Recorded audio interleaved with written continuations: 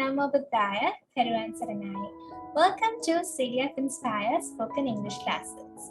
Today's lesson is going to be about prepositions of place. Now, if you watched the previous video where I explained about prepositions of time, you would have learned that there is a nice guideline for you to follow. So the good news is that I will be using these same three prepositions in, on, and at, and the same guideline applies for prepositions of place. So it's very easy. Don't worry, I will be explaining it to you. So now when we talk about countries, we use the preposition in. So for example, I was born in Sri Lanka. Or we can say the Buddha's birthplace was in India. So you can say the Buddha was born in India.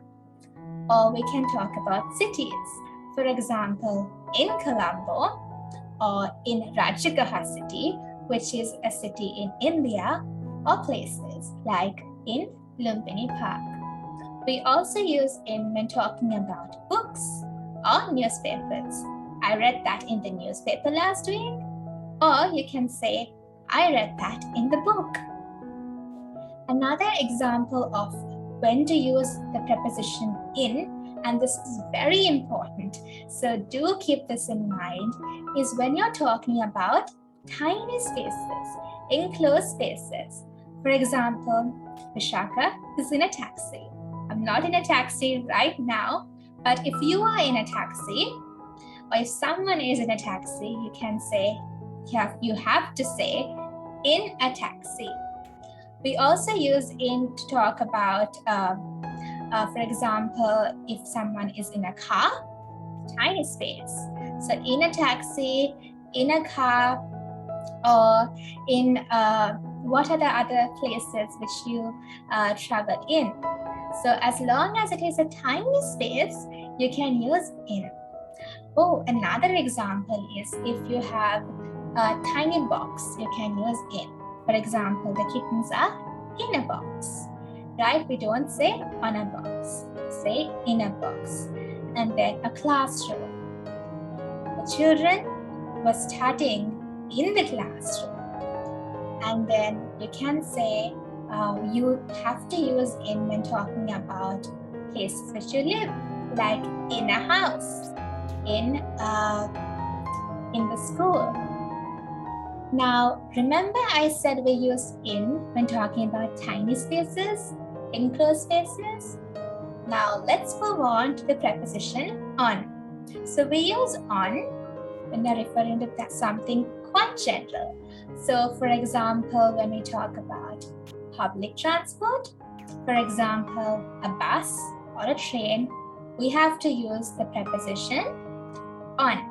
Nimal was on a bus, or on a train, or on a plane. So these are all examples of how to use the preposition on. So keep in mind the difference when you're talking about an enclosed space or a public transport, the difference.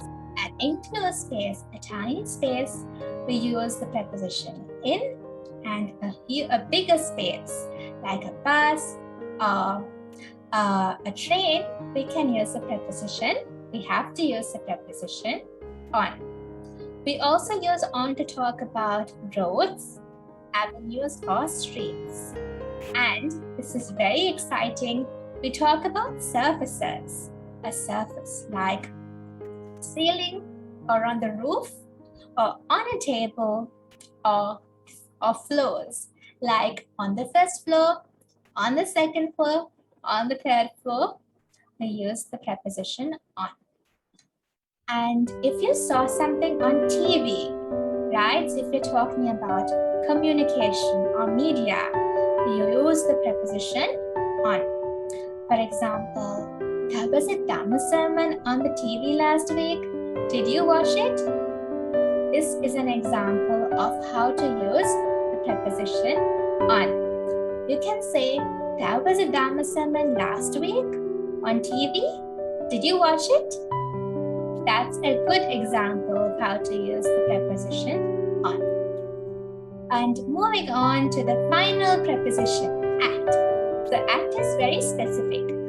for specific locations we use at, like at the coffee shop, at the bus stop. And now I will explain to you a little something which is going to be a little confusing, but if you pay close attention to what I'm saying, you'll be able to understand.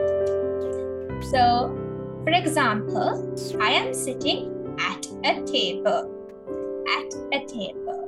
but my mic is on the table. Why is that? Because I am not on it, but I am at a desk or at a table. But if something is on the table or on the surface, we use the preposition on. So my mic is on the table. So I hope it's clear. And if you have any questions, do reach out to us and let us know any doubts which you have. We'll be happy to help you. So I hope you enjoyed today's lesson and hope to see you soon with another tutorial.